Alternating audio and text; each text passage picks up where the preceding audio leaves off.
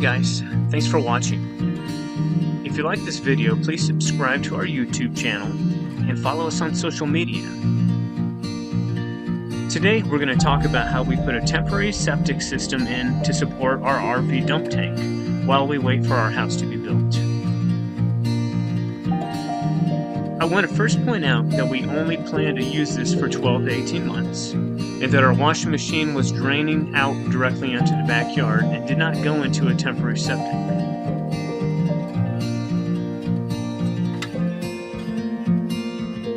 Let's talk about the material we used. Up at the local farmers co-op, we were able to pick up a few plastic 55-gallon drums for $15 each. And then we also picked up just a standard yard trash container.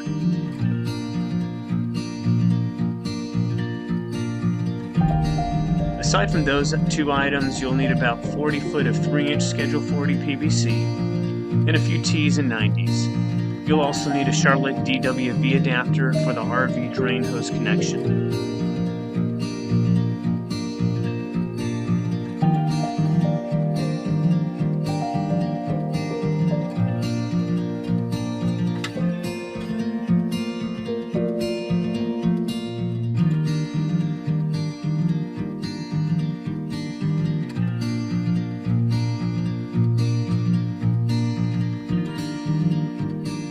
Here's the final product.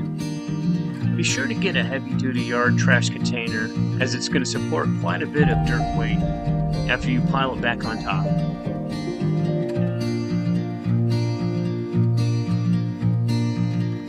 Now let's look at what's inside the trash container. First, the inflow pipe should be 3 inches higher than the outflow pipe.